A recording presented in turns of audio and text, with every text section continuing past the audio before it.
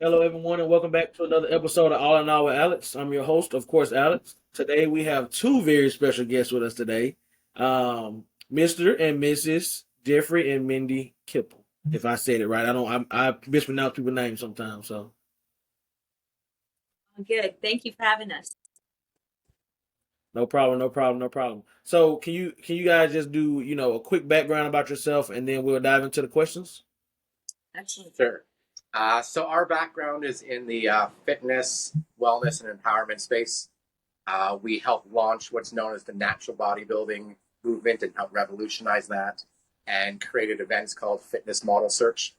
We ran hundreds of expos and events around the world, produced television shows, published magazines, all in an effort to give people platforms and pathways to set a goal, visualize what their body can do, and give them the stage to showcase that transformation on and then inspire other people. We did that for quite some time, and we came to a realization that so much effort was being placed on the outward appearance of the body that people forgot about the internal. Okay. Okay. That they were focused on appearance rather than self-love. So once we recognized that, we shifted everything, and we've been working for the last over a decade now, aligning with different leaders and experts and specialists to guide us and empower us so that we knew how to go back to the community and empower people in a different way so that it's beyond outward appearance, it's about making a transformation so that you discover yourself. You learn how to love yourself and embrace the whole end of mental, emotional, spiritual, and functional well-being as well. So we're in the process of, by the time this airs, relaunching FAME. FAME is the organization. FAME stands for Fit Advanced, Mind Enhanced. And one of the other doorways to lead into people going on a journey of transformation is our comedy book. So we've co-authored a comedy book set in the sci-fi world, so it explores imagination, and it's a comedy book that's filled with all these embedded messages of self-growth and empowerment and self-love. And the book actually ranked number one on Amazon in comedy, in self-help, humor, and in happiness. So we're combining those two to really make a difference in the fitness market and in the mainstream market as well. And the book is actually going to be a trilogy. So we're working on that now, and that should be out very soon. And then the final unique thing is as we bring fame back and as we extend the opportunity for people to get involved with our book, we're doing this all online in a fully immersive 3D virtual reality environment. It's super cool. Where people, through their avatars, will have the opportunity to connect with others, to explore products, services, education, training, and just hang out and have fun. Okay. Okay. Perfect. So let's see. Uh, Let me jump into these questions. Um, so I know you talked a little bit. So I guess the first one was just the main story behind the creation of the ridiculous book series and its unique philosophy. Main story is I started writing that book before I met Mindy, Yep. although I visualized a character in the book that is exactly Mindy. I was already written in. And I started writing that after reading The Hitchhiker's Guide to the Galaxy, and that series ended, so I wanted to continue that journey. So throughout my career, I went back to this book either to get a pick me up, to get some laughs, or to add to it. And then in 2020, when the world went on pause, uh, Minnie and I together uh, basically finished the book and embedded it with all these messages that we've gathered over our career. The experts we've met, the information, the insights, the innovations that we've experienced, and we've embedded those in the pages. And now we continue to connect with others who have things to share that will really help people love better how they think and feel and act and look and function and dream. And because this is a trilogy of trilogies, meaning it's 9 books in the series, we have that ability to include all these different messages. So if someone just wants a funny story, they'll get that. And if they're open to that aha, they'll get that also. Okay. Okay. Um.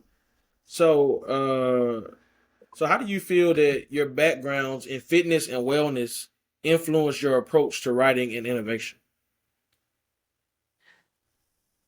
Well, because it's second nature to us. We've just been talking about, uh, health, wellness, and people going on that journey of transformation. It's just been part of our dialogue for all these years. So that part was fairly easy to embed in, and because we had so many uh, mentorships that we've done under so many thought leaders and people in various industries, it just became a natural to blend them into the book. But that's been really more Mindy's end of it, uh, by really starting and looking at it from like that developmental editor side. Okay, what is the overall picture that we're trying to create? How do we do that? How do we take people on journeys? And how do we embed these messages so it still is funny for those who aren't ready for it and it's opening for those who are ready? Anything to add on that? Um, it's basically combining two passions. So it's easy when you feel you have a passion, you feel you have a purpose to just embed things. The ideas, the logic, the strategies, they just come downloading in, and then it's motivating and exciting to get to work on it. Mm-hmm. Okay. Okay. Right. I would agree. I would agree. So, um, so what inspired you to pioneer the natural bodybuilding culture and fitness? Great question. Uh, so this is going back to the mid 90s, and really there wasn't anything in the marketplace for somebody who wanted to transform, step on a stage. At that time, it was all about the competition. At that time, it was strictly about the physique. So there was nowhere that you can go in and do your poses and do a competition where you're on a even playing field. So we started that organization, and at the same time, we started a not for profit called the Drug Free Sports Association, which again was to recognize the opportunity for people to train, exercise, work out without the use of uh, things that they shouldn't be using, steroids and growth hormones and all these types of things. So it was really that there wasn't anything in the marketplace for it, and it seemed like it was something that was really important to be there. And I feel that we made a very big difference and impact in the industry to make people think about how they're working out and what they're putting in their body. To add to that, it was inspiring that once people worked out, a component of the events we had is that they perform events. So now they're actually showcasing their triumphs, their transformational triumphs on stage, and being really proud of themselves, having the audience celebrating them for this. So it was really inspiring for us to want to give that to as many people as we could and kind of give them this boost of confidence just by taking to the gym and doing something helpful and good for themselves. What was really cool, uh, what was really cool What was really cool is that we can help people who had no concept of the understanding of visualization to be able to picture in their mind's eye, well, what can they do with their body? What is their body capable of doing? Someone who may have never thought of competing or exercising to that degree, allowing them to visualize, well, what can their body look like as their own superhero? And then finding the tools and resources to be able to get there and having a stage to step up on. It wasn't just about the win. For those athletes who were doing this as a profession and getting their professional status and making a career out of it, that's a different angle. The majority of the people were people who just wanted a way to transform and they needed a goal to set. Okay. Okay. Um, so how do you define doing the ridiculous, and why is it important for personal and professional? The main principle behind the ridiculous, something Mindy actually came up with, was this slogan: Dream big, do ridiculous, achieve remarkable. So if I break that down, you have to be able to dream. First off, majority of people don't dream. They're just going through their day to day without that ability. So it's one, dream. When you dream, it's to dream big. It's not just to, oh, I hope one day I could do this. It's dream really big. And then to be able to achieve that, you've got to do the ridiculous. I mean, if you go back to the fitness world, the people who were competing to that level, they did ridiculous things, meaning they didn't get together with their friends, they didn't do different things so that they can dedicate themselves to that kind of mindset and that kind of training.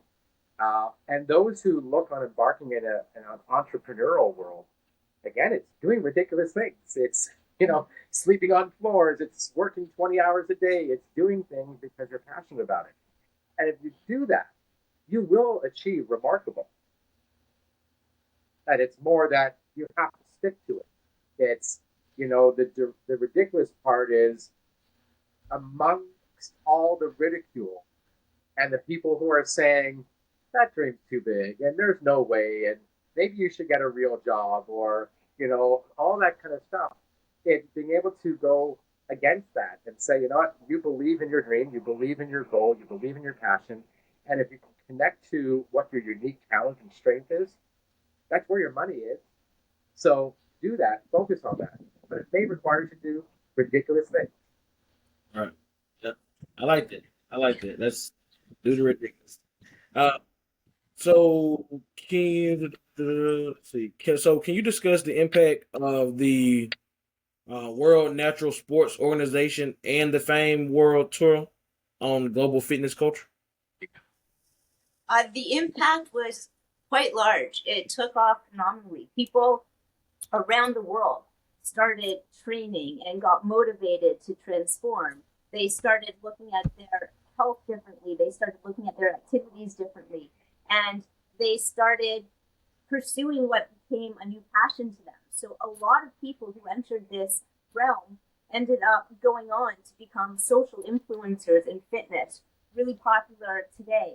And a lot of people went on to become experts and specialists and really changed their entire lives because of the platform that we provided.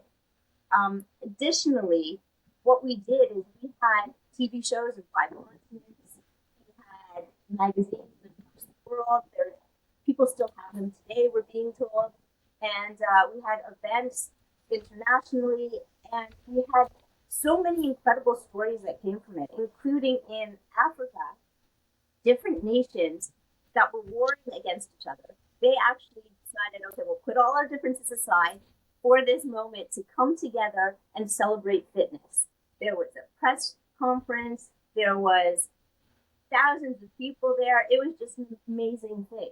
Other people, it brought them out of their shell to actually discover their confidence and to discover new things. Some people, because of the contest, they were able to travel and get to like the ocean for the very first time, never seen it in their life.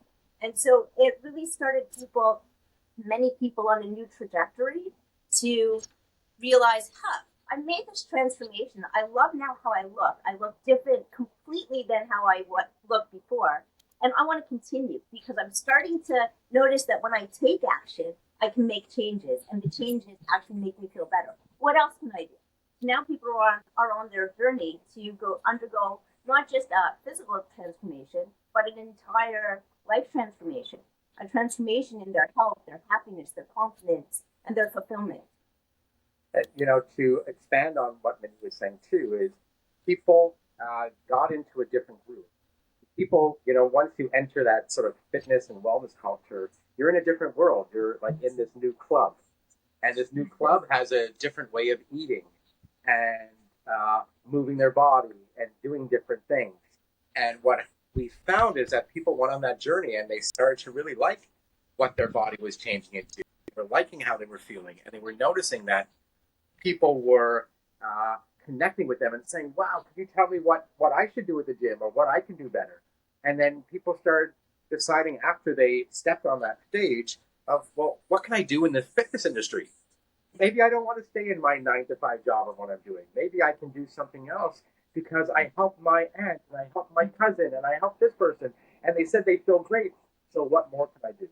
So I think that through the Fame World Tour, through the World Natural Sports Organization, we gave people that ability to see that there's more out there than the world that they may have been in. And as a result, a lot of people, because they've been studying their body so much and working with their body, they went on to discover new things. They went on to create new products. They went on to develop courses. And they're putting out information and insights that haven't been shared before. So it's quite remarkable that, by starting these events, because it was something we were inspired to do, it turned into something, like Jeff was saying, it was so ridiculous, but we got ridiculed all the time. People told us it was going to fail, but it turned into something so remarkable, and the effects are still felt today.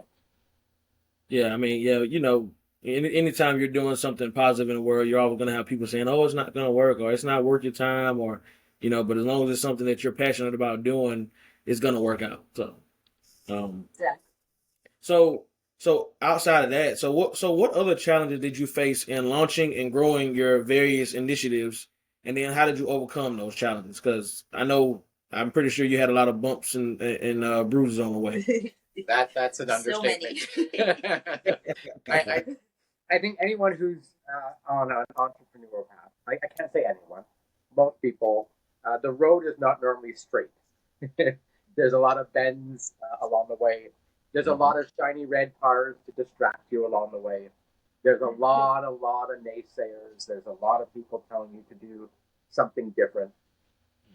I think what was really powerful is we had accountability to each other, which meant we had accountability to continue taking steps every day, even if we were being laughed at or we have no money in our accounts or we have to make decisions that we wouldn't normally make just because of trying to move things forward.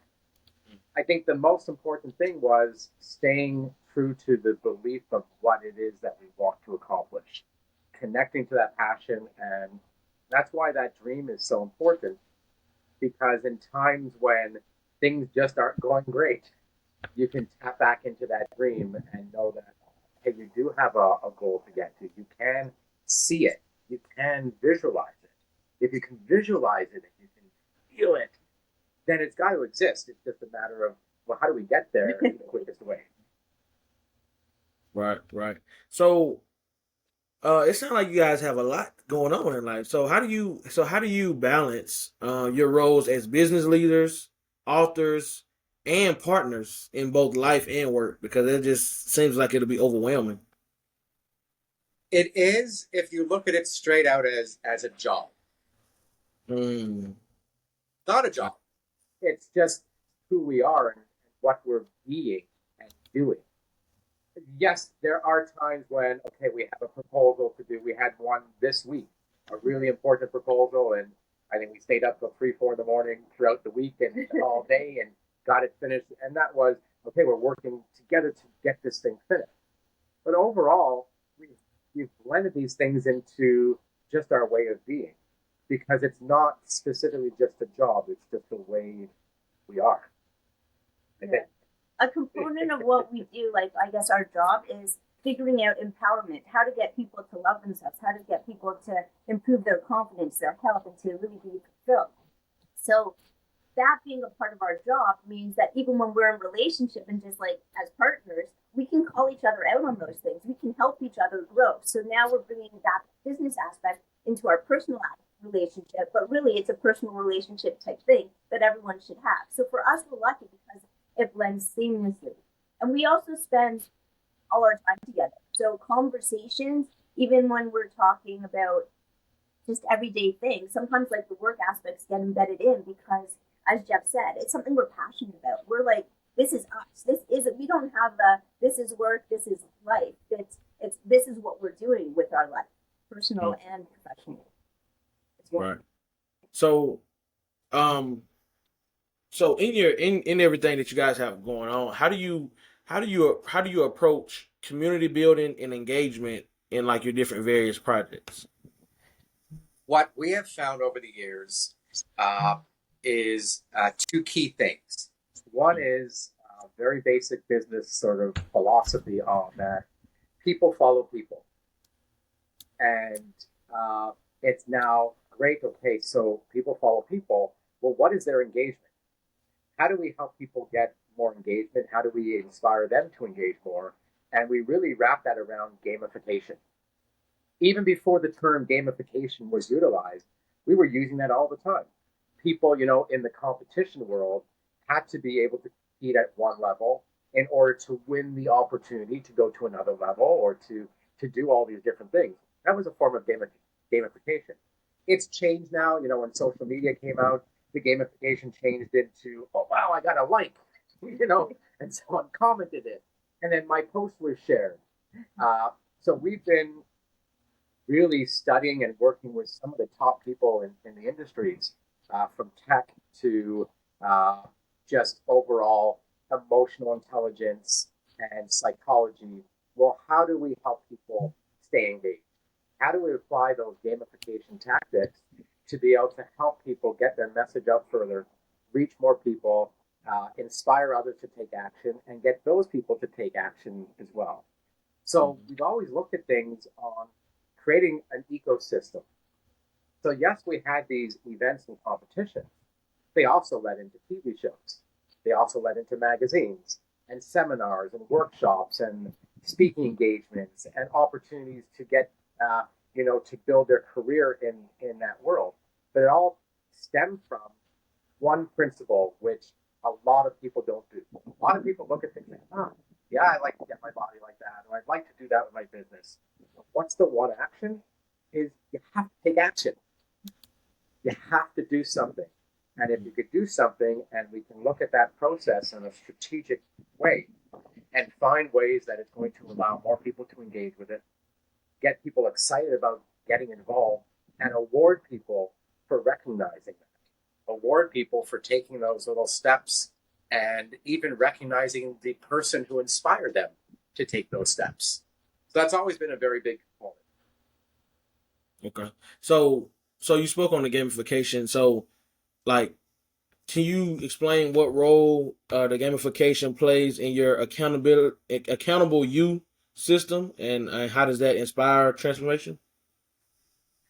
Accountability really comes down to taking action and having somebody else be able to either say, amazing job, or even yourself to be able to have some way to recognize if you've taken that step.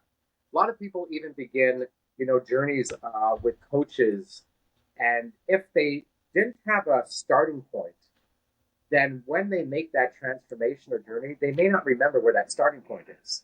You have to be able to have some form of measurement so that you have some way of managing that.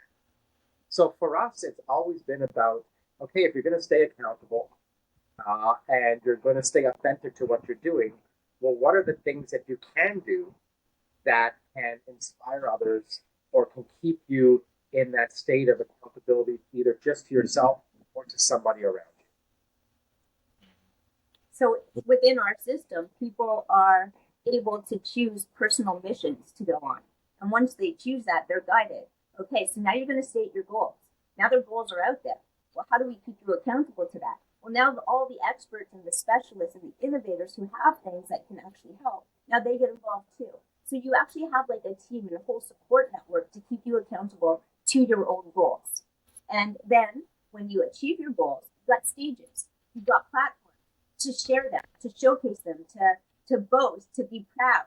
And there's also rewards, there's prizes, and a lot of community support in helping you maintain that momentum to ensure that you stay accountable to yourself. Right. Okay. So, can you discuss this? Can you discuss the significance of your number one hit series on TSN and its impact on your careers? Yeah. So that was a really cool. So we had we just started the organization. We moved just outside the city. We had a place, and then all of a sudden we got into discussion with TSN, which is the ESPN equivalent here in Canada. And eventually we moved back into the city. But we launched a television programming. And when we did our agreement, the agreement was for one primetime airing and 3 repeats of that show, which was really cool. And we did a lot of promotion and marketing and built a lot of excitement around it. And that show became so popular on the network that it was played over 200 times. They viewed it as their number one, this is the definition they had, number one non-live sporting event show. What that meant from a network standpoint is they used it for counter programming. So if the other competing sports networks would have a major game on that TSN didn't have or wasn't covering, our show was on. We would go out sometimes to restaurants or places that had like a bar at the front, or and the TV screens would have our show in it. And we'd walk in, here we go, that's our show. It would be a surprise. So the popularity of that show made people see, oh my God, I can just transform my physique, maybe step up on a stage, and I could be on TV, and maybe that will lead to winning major prizes. We gave out motorcycles, we gave out cash, we gave out like such amazing prizes. So it gave people an opportunity, and I believe it allowed the reach to go so much bigger, so much faster, that it helped propel the growth of the organization. Okay. So, what advice would you give to aspiring entrepreneurs with ridiculous ideas? One advice is one that I heard from somebody else many, many years ago, and it was dream much bigger, much quicker. I mean, we're the only limiters to what our dreams can be. It's when you allow logic to step in, like, oh, there's no way that's going to happen. But then you're eliminating all the bubbles of possibility of what can happen. Right. Okay. I like that. Um. And So it's fun. I'm sorry. Go ahead. okay, I think I was going to say also that the idea is to really believe in yourself. Having that belief in yourself allows what other people are saying and what's going on around you not to make so much of a difference. It can guide you, but really believe in yourself. And when you do, it's okay to be ridiculed, because when you're ridiculed, it may mean that you're on the right track. Thank you, Jeff. Right.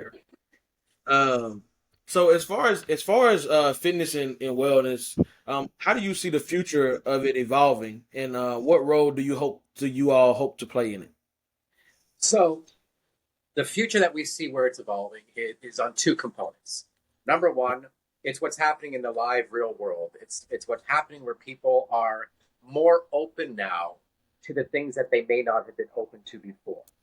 When we were starting to introduce some of the mindfulness aspects into the fitness and bodybuilding culture many years ago, no one paid attention to that. It was not something that people were open to. I believe a lot more people are open now. The second part, I said 2, but there's 3. The second part is a lot of people that we had begun with in the fitness industry, or may have started their journey or their career through us, have had their ahas, their discoveries, and may be ready to be able to share that. And I think there's a lot more people. The final is technology. So we are using technology to be able to connect people in so many different ways. So, for example, when we ran our major events, well, people have to fly into that place and come to a major expo and then be able to interact there, buy their stuff, maybe have the ability to bring those things home if they were flying somewhere, and do that. We're bringing everyone together now in a virtual space where they can create an avatar that looks as real as they want to make it real, and then be able to walk down the expo hall and interact with the exhibitors and the innovators and the experts. We have unlimited stages and seminar rooms and workshops, and we have ways that people can basically step up on that stage through a virtual way that may be stemming from a live location, but bringing them into a virtual world where they can connect with even more people. So we believe the power of technology embedded with gamification, embedded with creating community, embedded with all the principles that can be done that exist today, uh, open this up not just for the big companies, but it opens it up for all the mom pop style companies, all the people who have something that thought there's no way they could ever reach that or they could get into a marketing campaign that would allow them to gain the exposure that they would need. Now we've leveled the playing field again. So that's what we're excited. And I believe by having that as a tool, it means that there's going to be more information, more inspiration, more insights, more innovations that people can find out about, and the ability to inspire more people, like Mindy was saying, to believe in themselves, to dream big, do something ridiculous, and achieve remarkable, and give them a platform to be able to showcase it. Right. So I'm actually glad you went into that because my next question was going to be about the virtual world, aka the metaverse. Um, so I was going to ask you to explain the concept of the metaverse in the Ridiculous series and its purpose, which you kind of explained that for the most part. So, Okay, awesome. I'm going to explain it from two standpoints. I'm going to explain it from a very easy reference point, just to a podcast show. So imagine you as your avatar interviewing us to our avatars with a live studio audience of other avatars that can ask questions, that can be engaged. And if someone had a product or service, they can walk to the back of the room and they can learn more or purchase or get engaged. The way we're using it for the ridiculous is we're taking fan fiction to a whole new world, into the ridiculous metaverse. So what does that mean? So one of the opening scenes in our book takes place at Joe's Galactic Bar. It's this space bar where there's all creatures and there's dancing and there's all these things going on. Well, you, through your avatar, you can create a really fun avatar, like in a fan fiction type world, enter the ridiculous metaverse, sit at a bar stool at the bar, and talk to the characters in the book. Or talk to your other friends who've made other weird characters who can be in it. And you can play, you can interact, you can engage. Maybe your character gets popularity and is featured in the animated series. Maybe it appears in a comic book version. Or maybe you're there and you hear some discussion.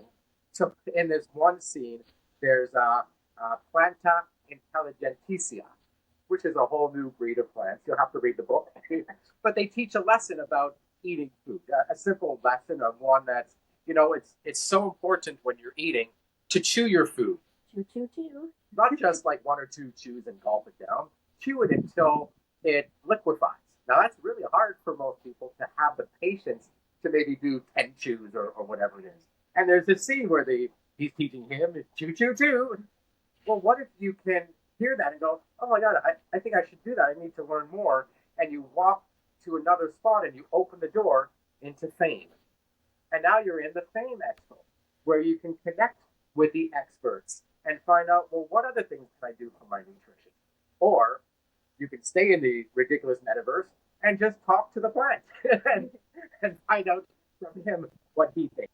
So it's really taking fan fiction to a completely different degree where you can be fully immersed in this environment.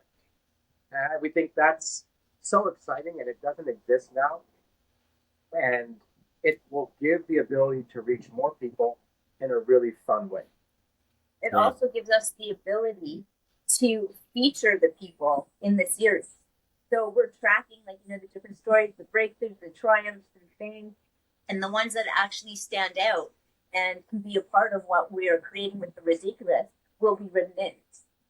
And then they can write their own fan fiction. So now they have a whole funneling to their own brand. right. So you all have been. You said you've been doing this since the mid '90s when you kind of started. We started the Fame in the mid 90s.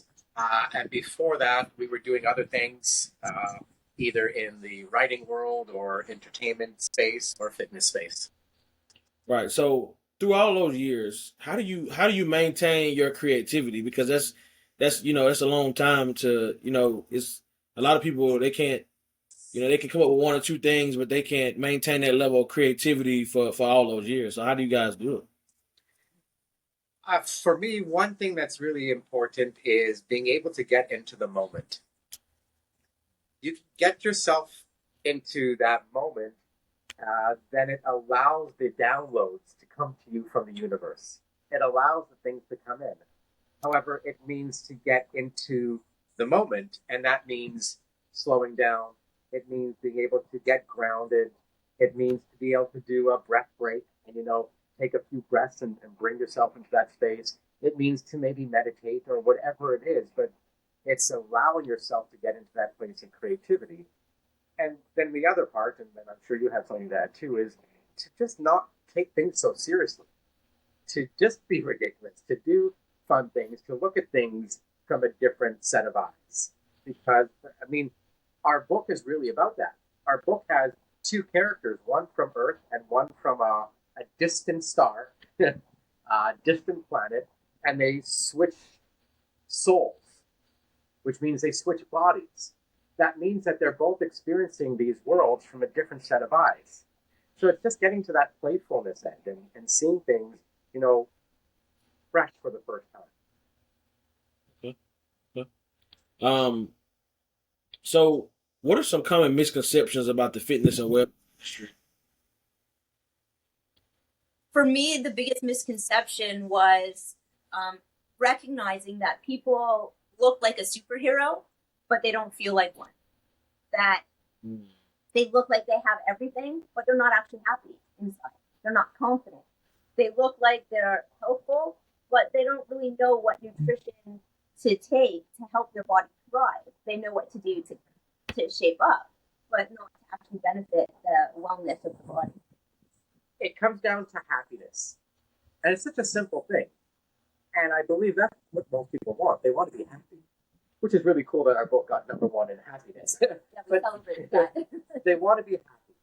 So if someone said, I want to feel happier, I want to love myself better, and they decide to go to the gym, and they only base it on that outward appearance of that journey, they may not attain that level of happiness. They may attain certain aspects of it. But to be happy really is body, mind, heart, spirit. It's going deeper than that.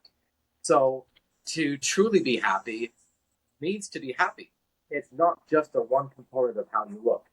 It's how you look. It's how you feel. It's how you think. It's how you function. It's how you dream. It's just how you create and how you show up in the world. So I think that a lot of people that just begin that journey at the gym need to take it from that standpoint. Okay, well, why am I doing it? And if I'm going to go to the gym, I'm not just going to run in and I'm going to go to the bench press and lift as much as I can. I'm going to do this because I want to be happy, which means I'm going to take care of my body. So I'm going to learn about posture, and I'm going to learn about flexibility, and I'm going to learn about breathing right. I'm going to learn all the things that are going to help me on this journey and know that this is one aspect. Look at all the aspects. I think that's been lost. You go back to antiquity, whatever time antiquity was, when people were exercising. They went to a place where they exercised both their body and their mind. And here the culture has taken off very strong, focused really on the body. And I believe it's coming back to it. And I think that's Okay. So, with all the time and energy and that you all have put into it, how are you able to measure the success and the impact on your various projects and initiatives? a great question. Uh, Success has many ways of looking at it. So financial success uh, could be one way, but that could also be fleeting. Things change and things like that. And it's not to take away from your achievements because uh, your financial is not measuring up to that. I think the success starts to be measured knowing that the thing that you're doing is actually impacting other people, and you're seeing that impact, and it's making you feel happy to continue doing it. Mm. And I think success is a journey. It's not just a one-time, oh, I did this, I got successful, and now I'm off doing something else. It's extending that journey so that you feel that fulfillment, that you've achieved that vision that you put into your mind of what you want to achieve. Mm. Okay. Um, can you share your future vision of the Ridiculous series and its impact on readers? Sorry, what was your last few words? Um, share your vision for the future of the Ridiculous series and its impact on the readers. Oh yeah. Well, we believe that the Ridiculous series is going to help a lot of people change their mindset, have these ahas, and maybe prompt them to start a journey of self-discovery. Maybe prompt them to start a journey of creativity so they can create the fan fiction elements, that they can figure out what they can share their version of the characters. And yeah. Yeah, I believe the way that we've done this is we've made the Ridiculous into a continuity program. Yes. So yes, it's a book. Yes, it's an audiobook, and the audiobook is like a 4-hour comedy skit to listen to. At those ahas or those lessons, I gave the example with this planta intelligentsia. Well, if you laughed at that and then maybe thought, maybe I should chew differently. Okay, well, what does that mean? Where can you go to? So we've created the platforms, the tools, so that you can go further. So you can say, well, what does that mean? Why should I chew my food further? Well, maybe if you had a little bit of information about that or some insight. And maybe if you had some action step that you can do. And you can challenge yourself, I'm gonna chew my food better for the next 30 days and see how I feel. And I'm gonna share that on my social media and let other people know and see if other people do it too. Well, then we've made an impact. So our goal with the book is, yes, to make people laugh. Get people to laugh their way to happiness. And at the same time, be able to allow them to see that there are ways that they can now connect with experts and innovators that can help them on that journey. And like Mindy was saying, and maybe when they achieve those goals, maybe they have something they want to create. Maybe they can start to dream really big and do something ridiculous and achieve the remarkable. Right. So how do you feel that listeners can get involved in your initiatives and embrace the ridiculous philosophy in their own lives? So number one, go to doridiculous.com. That's a landing spot which has links out to get the book and learn about fame and learn about us and just to be able to connect with others who can help them on that journey. And our message, remains the same. Just be ridiculous. Dream big, do ridiculous, and achieve remarkable. And if you do those things, then hopefully some cool things will show up in your life. Right. So with my podcast, I focus a lot on mental health because I feel like it's one of the most important things in the world, and it's probably one of the least talked about. So how have you all seen the transformation that you guys help obtain? How have you seen that affect mental health of some of your clients and people? I'll use the book as an easy example. We have people who write to us who share with us that they were in a very down space, and they read the book, and it gave them a sense of a better feeling. They got out of the state that they were in. They had that opportunity to laugh. When you laugh, you're releasing all these chemicals in your body. Even if you just smile, you're releasing more chemicals. It takes less muscles to smile than it does to frown. So it's more, our goal is to get people into that state of laughter. And if they're in that state, they're going to release all these amazing chemicals. If they're really laughing, they're massaging their internal organs. If they're really laughing, then they've let go. And if they let go, maybe they can get into the moment. maybe they can get into that space. And in that space, maybe the opening will come to them. The things that they can do, the feelings that they can do differently, the things that they can dream of differently. So our goal, yes, we believe mental health is a huge, huge topic that needs to be addressed, and comedy is an amazing way to do that. And that's what our goal is to help people with it. Get laugh your way to happiness. Right. I agree. I agree. So, when is the next installment of the Ridiculous series releasing? So by the time this airs, book 2 should be almost ready to come out. It's being edited right now. Book 3 is being written, and we've already storyboarded the rest of the books in the series.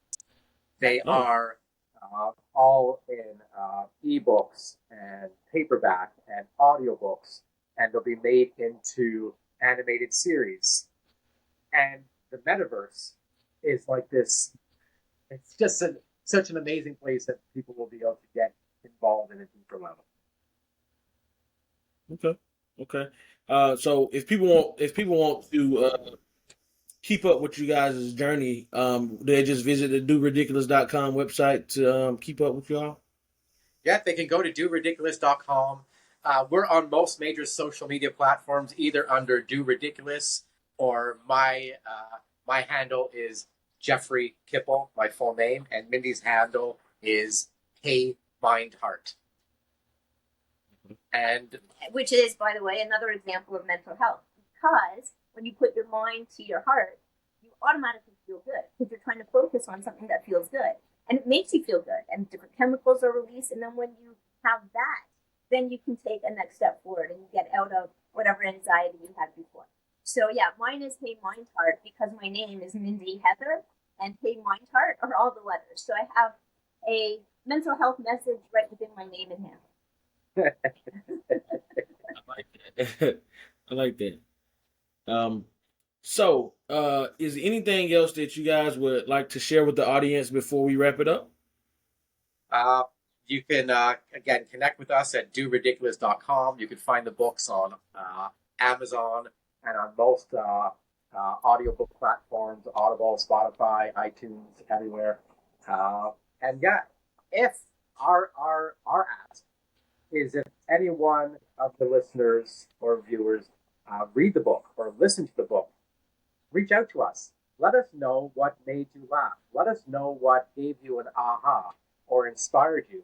And if you want to take that further and create some kind of fan fiction out of it, or if you have information or insights that we should know about that should be included, reach out. We'd love to hear about it because there's a place for you in the whole fame world and the ridiculous world. Right.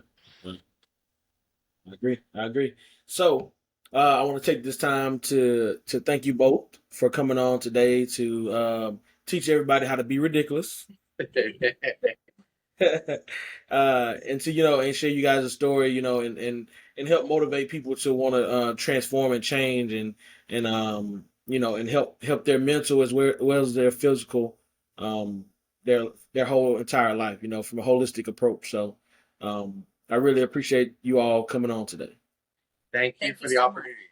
Thank you. No problem at all. So everybody watching, you guys go down to the show notes or to the description. Go to doridiculous.com. You'll see all of Jeff and Mindy's information below. So go support them. Go follow them on social media. Get the book. Give them your honest thoughts, feedback. Tell them what made you laugh, and so on and so forth. Um, but you guys have just watched another episode of All in All with Alex, and we'll see you guys on the next episode. Peace. Thank you.